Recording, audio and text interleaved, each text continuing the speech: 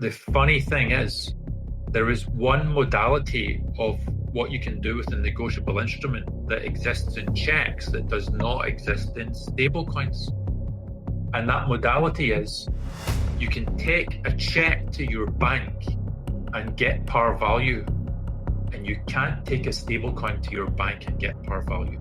The number from my perspective won't change, but on the bank's perspective, they might go and facilitate in order to balance their books.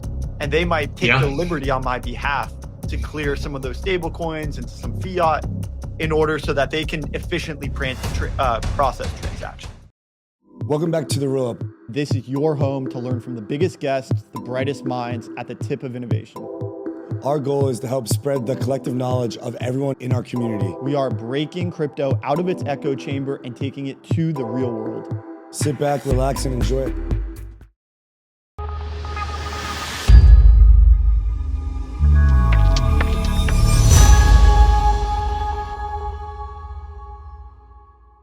Tony, welcome to the show. It's a pleasure to have you on. Yeah, you too. Good to be here. Likewise. Well, I'm really excited to have this chat. We've been hearing so much about stable coins, and Polygon is the sponsor of this segment. And they recently have had a lot of exciting and interesting things that have happened on their chain. $500 million of BUIDL has been transacting. People are kind of coming up with their not quite conspiracies, but everyone's speculating as to what this could possibly mean. So there's a lot of excitement around this, as well as the Stablecoin Supercycle that we are calling it. You guys are at the heart of this industry and powering the convergence of Wall Street and on-chain finance and digital assets with is it Ubyx or Ubyx? I want to make sure I get the pronunciation right. You can pronounce it however you want. You could do Ubyx. You can say U by X. I don't mind. You can say whatever you like. I love it. Well, we're gonna make sure that stablecoins become ubiquitous. That's for sure. That's the story. Absolutely. Well, I've been in the digital asset crypto space here for a while. I'd love to hear, since it is your first time on the show, how you got into the space. Sure. And just kind of the story about how you came to be here on stablecoins. Yeah, well, look, I've been working in what I now call, what everyone calls TradFi, for 30 years, and always in the traditional payment space. And I've done every kind of payment system in the TradFi space that you can possibly imagine.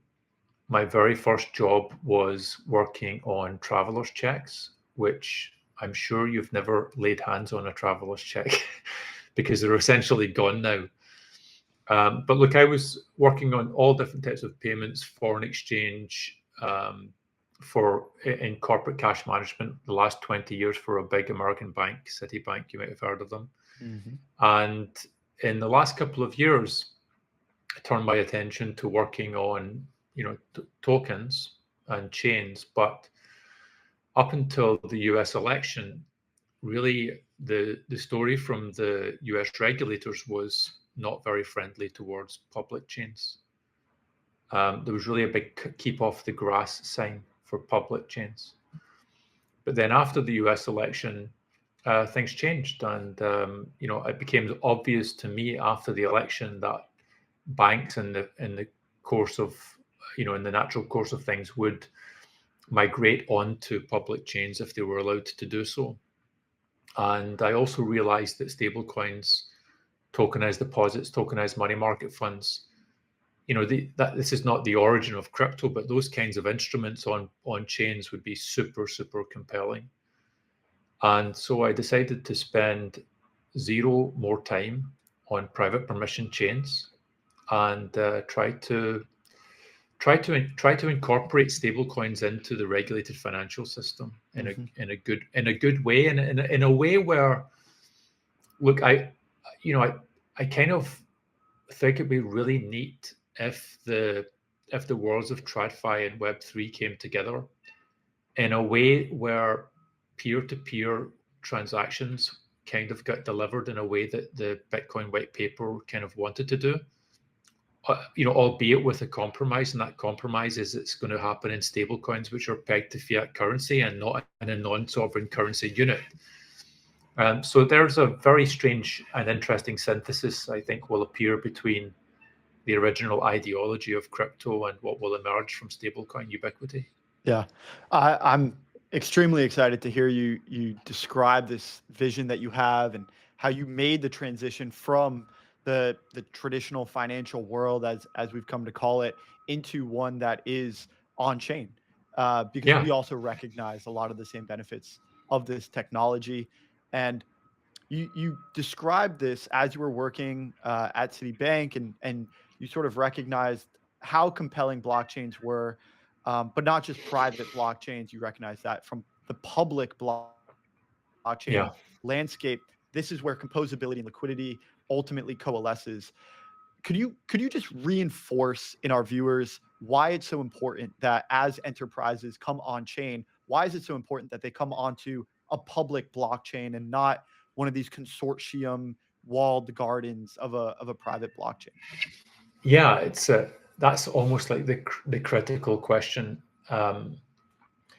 There's nothing wrong functionally with the private chains. It's an adoption problem. For 10 years, the banks and the traditional players have been doing POCs and experiments, and the experiments are, in one sense, they're ridiculous, because what the banks and the traditional players say to themselves is, does my use case work on a blockchain? And the answer is yes, because the blockchains are just like Turing complete computers. So of course your use case works on on a blockchain. You have a ledger, don't you? Yeah, this is a ledger upgrade.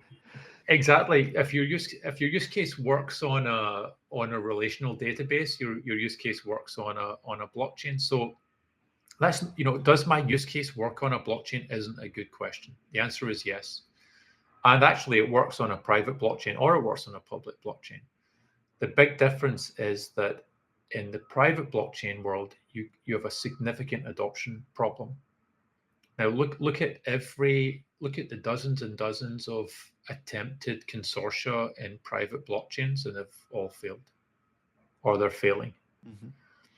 And so the truth of it is that the public blockchains already exist. They already have users. And so you don't have the boot problem. All you have to do is to actually decide to, it's quite interesting that what mental model do you bring to what is a blockchain? I see a blockchain like it's a venue. It's a venue where people transact. In a bank in the 20th century didn't find it strange to put a branch on the high street, because that's where people congregated to do business. A bank in the early 2000s or late 90s didn't find it strange to put, mobile banking and internet banking on the internet, because that's where people were doing business. So why is it a strange idea to set up shop in a blockchain where people are congregating to do business? So to me, it's a natural evolution. You want to follow your customers where they are. Mm-hmm. You want to set up shop where your customers are. If you don't set up shop on the public chains, then they're not going to use you. Asset management redefined, built on ERC 7621. Standardize how you launch, manage, and trade on-chain baskets. This is Alvara, the standard for on-chain asset management. Blockchain shortcuts, templates, and widgets. Launch without friction. For builders, by builders. Visit enso.build.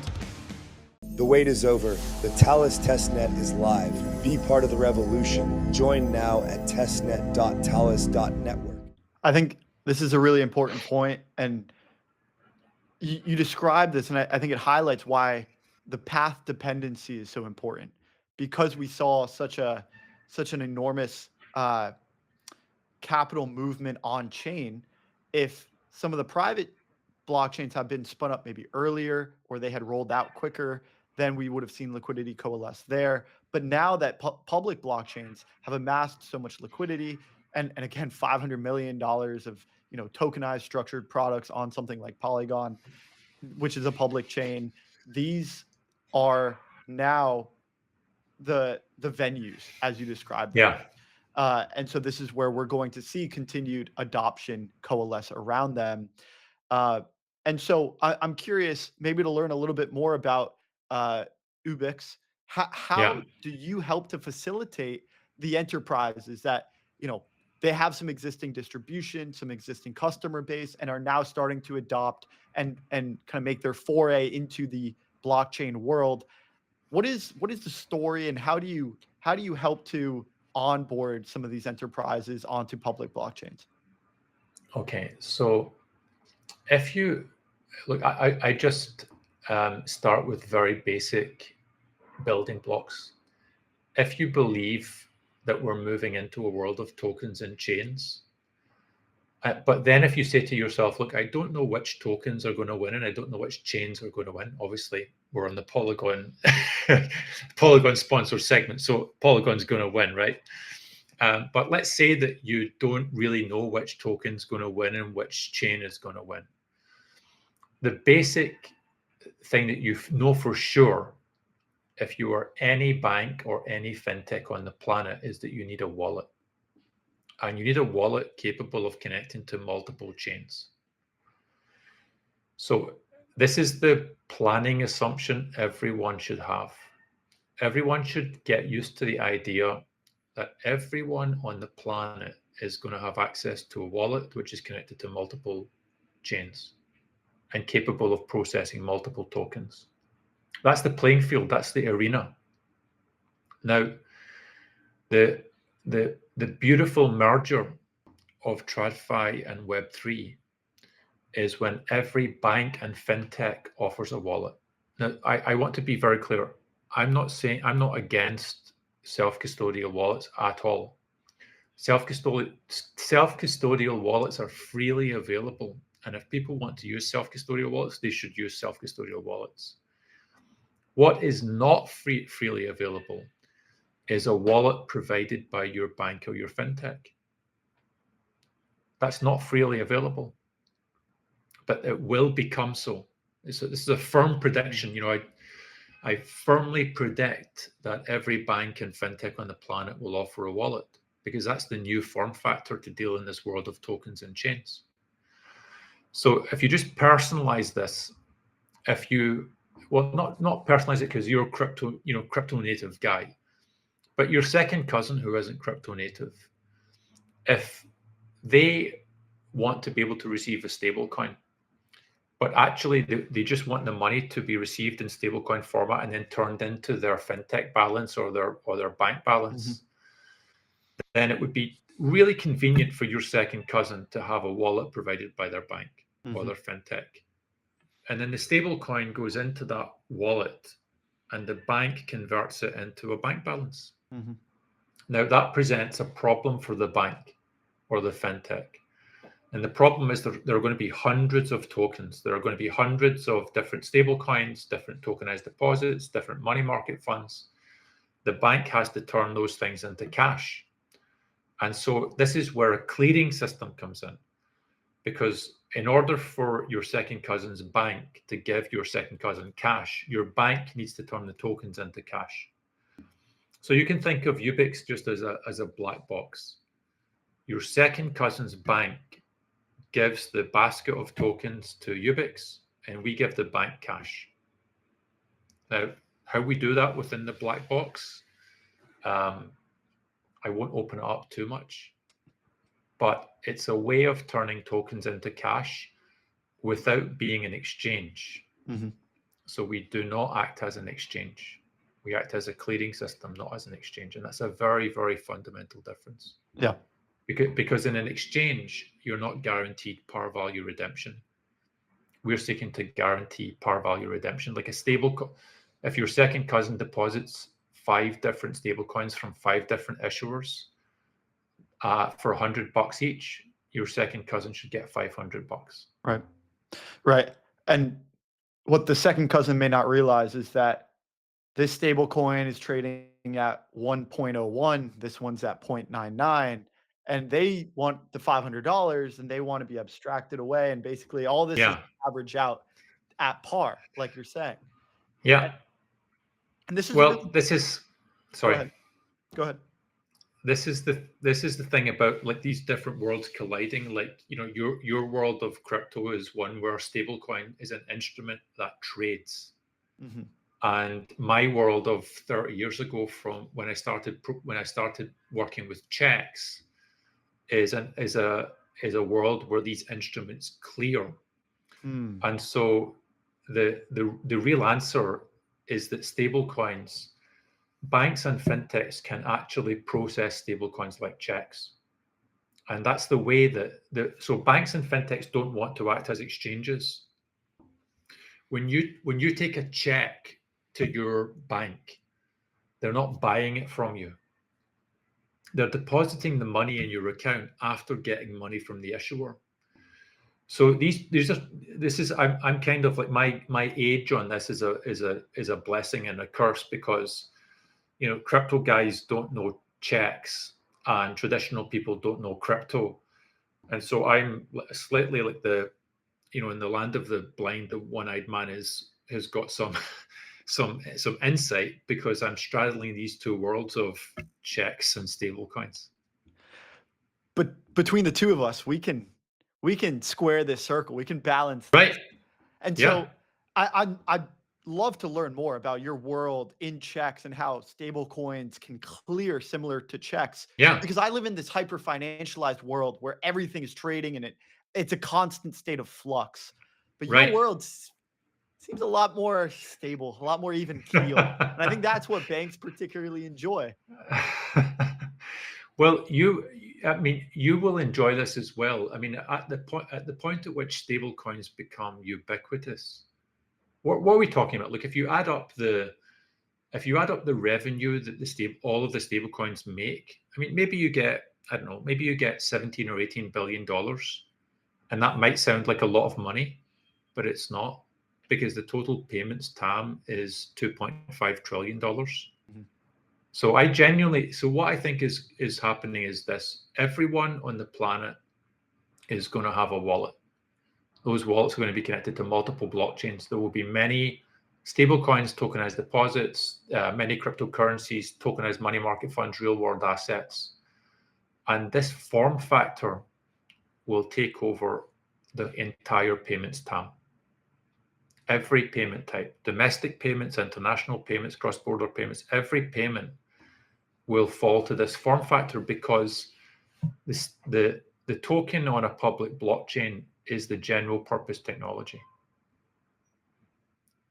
If you think about it, a stable coin is a use case of a general purpose technology. And I give you the analogy that I like to use. I used to have an alarm clock beside my bed. I used to have a Walkman. I used to have a calculator, and I used to have a landline. Mm-hmm.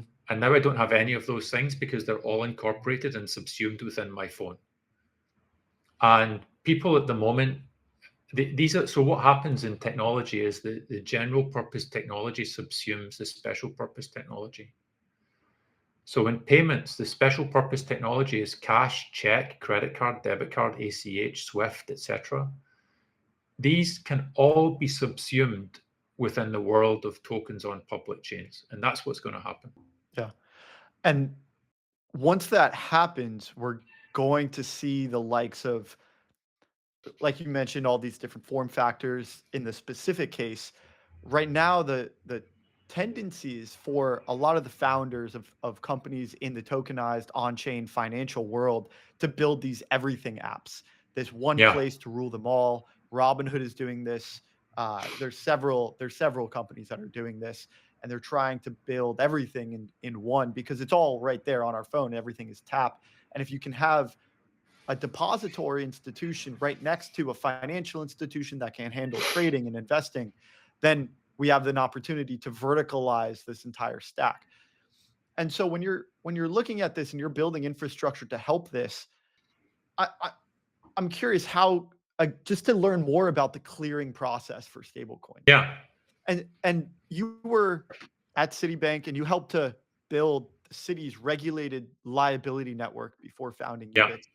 Was this when you were using traveler's checks and you were working to clear these? I just love to learn more about how this clearing process works, because again, all of these stable coins from my perspective are in flux, some trading at par, some trading above or below par very slightly. But if you Yeah. can go direct to the issuer, then you can mint and redeem these at par and then transfer or clear those on behalf of the bank that is looking to deliver the end balance to the end consumer. Yeah. What is the process to make this happen, and how similar or different, or how much can you rely on the infrastructure that you built in this regulated liability network? How have you been able to extend that in the application of blockchains and stablecoins? So I think the most useful thing I could do to get like a deep understanding of where do these worlds combine, and to do that, I'd like to talk about something which, I mean, you don't need to be familiar with it because it's like jargon. It's something called a negotiable instrument. So here's what a negotiable instrument is. You give me $10 and I write on a piece of paper, I owe the bearer of this piece of paper $10 payable on demand, signed Tony. So when I write that piece of paper, I've issued a negotiable instrument. Now, what can you do with that? So I've got your $10, right? I put your $10 in my pocket. Mm-hmm. You know it. So I'm a fully reserved issuer, right? Mm-hmm. I'm a fully reserved issuer of a piece of paper. You know, that piece of paper is now in your hand, and that piece of paper is a token. So what can you do with it? So the first thing you can do with it is you can come directly back to me and say, give me my $10. Mm-hmm. That's a little bit like you going to Circle directly. If you're an institutional client, that's like you go directly back to Circle and get your money back. The second thing you can do with that piece of paper is, let's say that I disappear, and you can sell that piece of paper to somebody else. You can trade it. Now, if you sell that, that's a piece of paper where the issuer is Tony, and Tony's got $10 in his pocket, so he's fully reserved. So you can sell that item, but someone might not give you $1 for it or $10 for it. They might give it to you at a discount, and they should give it to you at a discount because there's counterparty risk on Tony, right? I think Tony's a good guy. You're not too well. That's okay, but you might buy it for $10, but somebody else might buy it for $9.95, and that's what the negotiability means. Mm-hmm. Negotiability means that the price isn't fixed. So these two modes exist in stablecoins, right? So you see the analogy between the piece of paper can go back to the issuer, the piece of paper can be traded.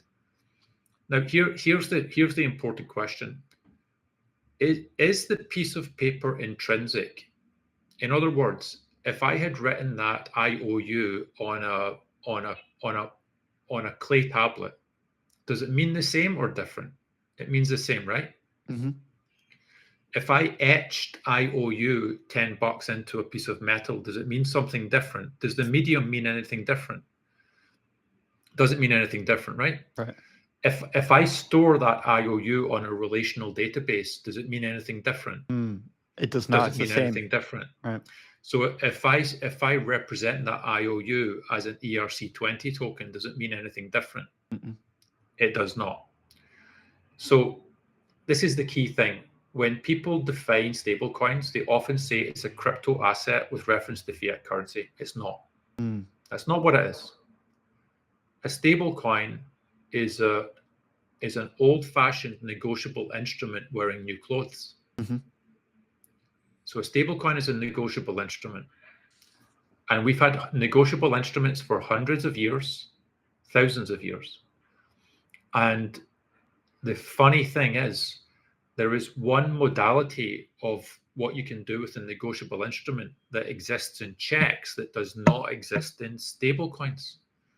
And that modality is you can take a check to your bank and get par value, and you can't take a stablecoin to your bank and get par value. And why is that?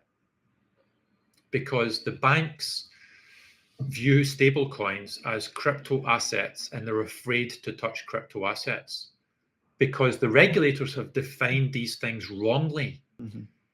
So if the regulators would say, these are six magic, I mean, these are really magic words. They're magical words. The following six words, banks and in parentheses, fintechs, banks can process stablecoins like checks. Now, if someone in authority were to utter those words, the Fed governor, the Treasury Secretary, the president does a truth social, banks can process stablecoins like checks. Every bank, every fintech on the planet would start processing them like checks. And they would say, wow, there's a way for me to process stablecoins where I don't have to act as an exchange. I'm going to do that. You know, think of the plight of, like, community banks in America are scared about stablecoins causing deposit flight.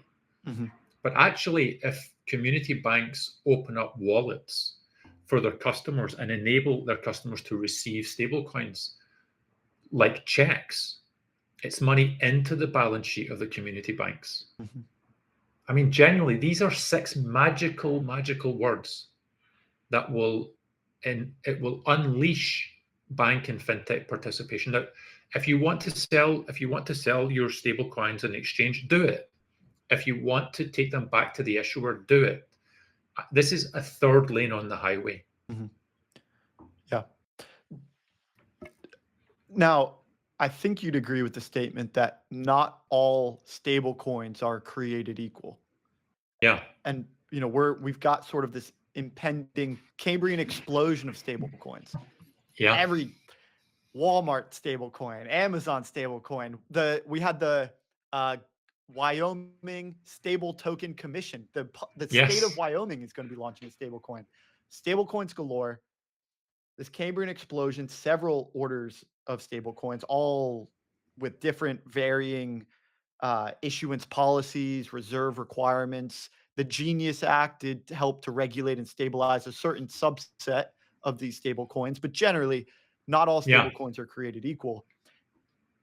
So, kind of a loaded question, but I'm curious, do you think that whether it's the president or some issuer or regulator, will they utter those words that banks should accept stable coins as checks? And if so, how do we know what fits the criteria of stable coins that should be qualified as checks? Should it be all stable coins? Should it just be Genius compliant stable coins? Or is there some other list of criteria or formula in order to process which stable coins meet those requirements? So let's work out, or let's think about how our civilization has solved these problems in the recent past, right? So in the US, there are 5,000 banks. There are 5,000 banks. Every single one of those banks can issue checks. Every one of those banks can issue checks. Now, does that mean there's fragmentation? No, there's no fragmentation. Right, because all of those checks are fungible. Because if I give you, like, there's 5,000, choose 5. If I give you a random selection of 5 checks from the 5,000, you don't give a damn about the issuer. You don't give a damn about the issuer. And I'm talking now about a cashier's check. I'm talking about a check drawn on the bank. If I give you 5 cashier's check from any bank in the land, what do you do with it? You take those 5 checks to your own bank. So that quality of you not caring about the issuer is a very important quality called singleness of money. It means that a dollar is a dollar. You don't care about the issuer. That's the no questions asked principle. You give those 5 checks into your bank and you don't care about the issuer. So I say you should be able to give the 5 stable coins into your bank and not care about the issuer, as long as, and this is the case with the banks, all those banks we're talking about in the US, they're all regulated. So here's another parallel. Do you know how many card issuers there are on the planet? As in Amex, Discover, Capital One, these sorts of. Well, there are 16,000 card issuers on the planet. Okay. Is there fragmentation? No. There is zero fragmentation because, like, I come from the UK and I come into the US, and in the US I use my UK card and I go to Macy's, and Macy's doesn't care about the issuer. And there are 16,000 issuers. So when I see people say, well, there's going to be lots of stablecoin issuers and that's fragmentation, I have to laugh. This is a failure to understand the previous cycles of payments technology. There will be this. I've also hear people say that are only going to be a few stablecoin issuers because there's a power law. I have to laugh. So in the age of checks, the market structure is everyone can issue checks. There's no bank that can't issue checks. There's no bank that can't receive them.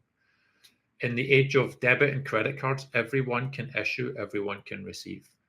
In the age of ACH and faster payments, everyone can send, everyone can receive.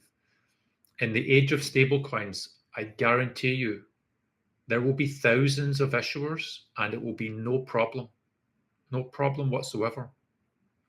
Because you'll be able to take any 5 stablecoins from any regulated issuer to your bank, and your bank will deposit them like a check. No problem. So, we have to place, all I'm asking for is this. Let's place stablecoins in the historical context, and everything is quite clear. How things will turn out is quite clear. There's nothing in the stablecoin that will make it depart from history in that respect.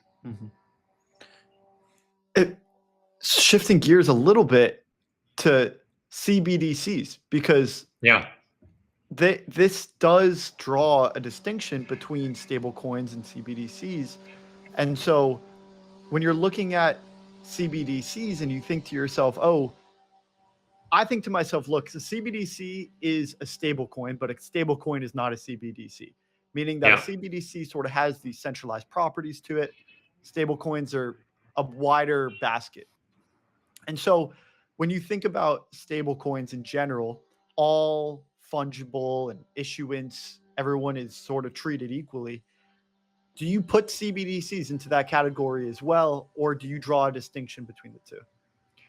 So the distinction that exists between CBDC, tokenized deposit, and stablecoins is a kind of, it's the reason why people make that distinction is because they're lumping together the issuer with the instrument. So actually, what is the instrument? The instrument is a token that can be redeemed at par value on demand. Who can issue such an instrument? A non-bank like Circle can issue such an instrument. A bank with a balance sheet can issue such an instrument. A central bank can issue such an instrument. So let's think that, again, in the US context, there are different types of issuers of checks. So a traveler's check, which is issued by a non-bank, there are small FDIC regulated banks, there are big OCC regulated banks. You can have a check issued against a money market fund. Back in the day, your credit card company used to give you a checkbook, and you could write a check against your credit limit from your credit card company. So the check is the instrument that is capable of being cleared, but the issuer doesn't have to be the same kind of issuer. So to answer your question directly, in my definition, a CBDC is just a stable coin issued by a central bank. A tokenized deposit is just a stable coin issued by a commercial bank. And what we call a stable coin is the fact that the stable coins that we see today are pre-funded instruments doesn't mean that they always have to be pre-funded instruments. It's just something, the best definition of a stable coin is in the name. It's something which is stable against the fiat currency. It's something that if I was to give you like a traveler's check, and a check drawn against an FDIC bank, and a check drawn against an OCC bank, and a check drawn against a money market fund, and a check drawn against a credit card issuer, you don't give a damn about the issuer. The property that we're looking for, the way that you incorporate stablecoins into the financial system, is you get to the point where you don't give a damn about the issuer. Relay, low fees, lightning speed, and the power of multi-chain at your fingertips. Instant multi-chain payments. Choose any token on any chain. 75 plus networks supported. More than 5 million users. 8 billion plus volume processed. 70 million plus transactions. Fast, reliable, everywhere. Start swapping today. Only on Relay. Hibachi, provable. Trade perps with speed and security. Earn rewards. Visit hibachi.xyz. Trading on fire. Now, building on this, as we're thinking about clearing these stable coins like checks between issuers and banks and delivering fiat, how do you, just to open up the black box a little bit, if you don't mind, how do you actually do this so that we can understand a little bit more? Now that we've got the issuance, we've got the stable coins, we understand how checks are processed. How do you actually clear these payments? Okay, so clearing, you basically have two flavors of clearing in the world, and you've got the smart form of clearing within the kind of markets area, where people have central counterparties, and there's margining, and there's all sorts of fancy things going on in securities clearing. And then you've got very basic payments clearing and check clearing. So check clearing and stablecoin clearing is like this. This is going to be my stablecoin, okay? Stablecoin gets received into my wallet at Wells Fargo. Mm-hmm. Stablecoin has to get turned into dollars because Wells Fargo want to give you the dollars. Wells Fargo give the stablecoin to me. I give the stablecoin to the issuer.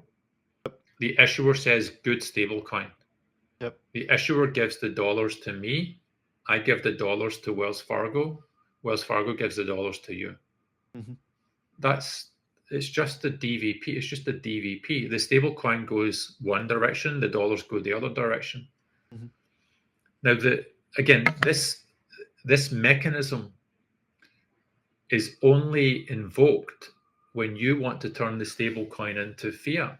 Mm-hmm. There's no, again, I'm not saying that is what you should do. If you want to hold on to the stablecoin and then send it onwards, by all means do that. Mm-hmm. My mechanism only comes into play when the token has to get turned into fiat. Yep, understood. Now, when would that be useful? So imagine now you're a corporation, and imagine that you sell $10 million of services per day over your website, mm-hmm. and you've got $10 million worth of stable coins coming in every day. There are going to be many, many issuers from many countries. So you might end up with a wallet with 100 different stable coins. You don't want 100 different stable coins. You want to consolidate that all down. Now, maybe you want to consolidate into a single stable coin, or maybe you want to consolidate it into cash on your bank account. Mm-hmm. So the only place that my thing comes into being is when people want to turn the tokens into cash. Right. And that's not always, that's just sometimes. Mm-hmm. I can imagine a scenario where, to the end consumer, a business person that has a bank account and has a wallet at that bank account, the number that's shown as far as my balance at that bank is a combination. It's a sum of the stable coins and the fiat that I hold at that bank. And I can understand how the number from my perspective won't change, but on the bank's perspective, they might go and facilitate in order to balance their books. And they might take the liberty on my behalf to clear some of those stable coins into some fiat in order so that they can efficiently process transactions. Yeah. Well, you put yourself again in the position of the CEO of a community bank. Mm-hmm. If you give your customer a wallet and the stable coin goes into that wallet and it sits there, the stable coin is not on your balance sheet. is essentially in custody. Right. You know, assets in custody are not on a bank's balance sheet. So what you want as the CEO of that community bank is to convert it into money on your balance sheet, because then you can use it for lending. So I would suggest that the first thing that the first service that a bank is likely to offer is conversion of the stablecoin into a bank balance, because the bank wants the money on their balance sheet. This is a good service. The reason why this is good is because if every bank and fintech in the world have wallets and offer that conversion service, then we've dramatically increased the supply of regulated wallets. That's good. Again, I've got no problem with people having self-custody wallets if they want to, but en masse, let's say that the US pumps $3 trillion worth of stablecoins into the planet. Do we want $3 trillion on unhosted wallets? Like, I think if that's the case, what will happen is the central banks around the world will move into a very unfriendly stance against stablecoins, and that's not what we want. We want governments around the world to consider American stablecoins a gift. When back in the day, when people from America traveled into the rest of the world holding in their hands the American Express traveler's check, they were warmly received, and everywhere in the world, every bank in the world, every bureau de change, every hotel in the world accepted American Express traveler's checks with gratitude. Mm-hmm.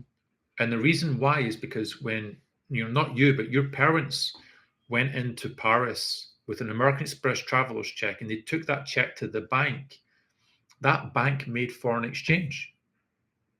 That bank was very happy. Now, if the world gratefully accepted American Express traveler's checks, the world should be even happier to accept American stablecoins. Mm-hmm. And it's super bizarre to me that the dialogue outside of America is countries outside of America are afraid of American stablecoins. But if they catch them in their banks and fintechs, they're a gift. And something else happens. Once every bank and fintech have a wallet, then American stablecoins will no longer dominate, because the distribution channel will be there for stablecoins from every country. And, there's no reason. When a Japanese yen stablecoin comes into America, an American bank or fintech makes FX. Mm-hmm. So Japanese yen stablecoins in America are a gift from the Japanese to the Americans. American stablecoins going into Japan are a gift from America to Japan. So these are little bundles of joy. Stablecoins I define as being a little bundle of joy. I love it. I love it. Tony, man, I got two more questions, and I know we're kind of running up on time, so I want to speed run. I love the concept that every bank and fintech is going to have its own wallet. Yeah. And this allows them to take receipt of the little bundles of joy that we're passing around the world.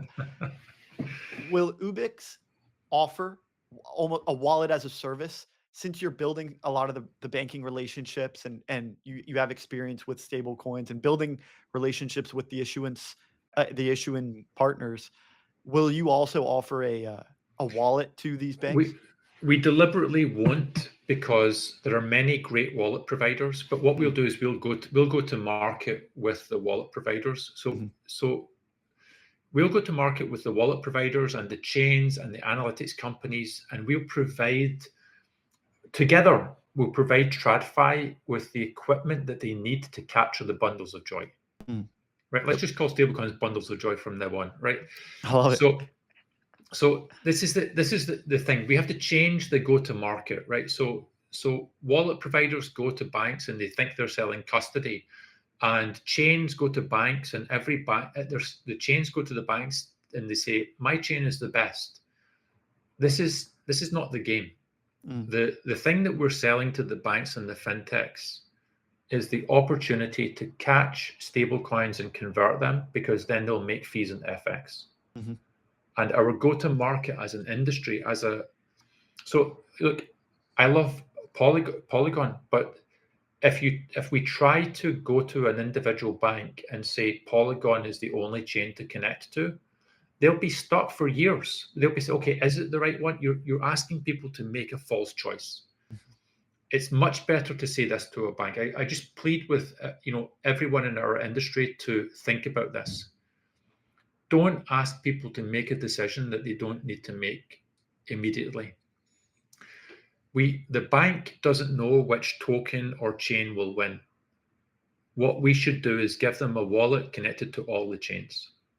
Once the bank has a wallet connected to all the chains, then the natural advantage of each of the chain will come to the fore. Some chains will be good for one use case, another chain will be good for another use case.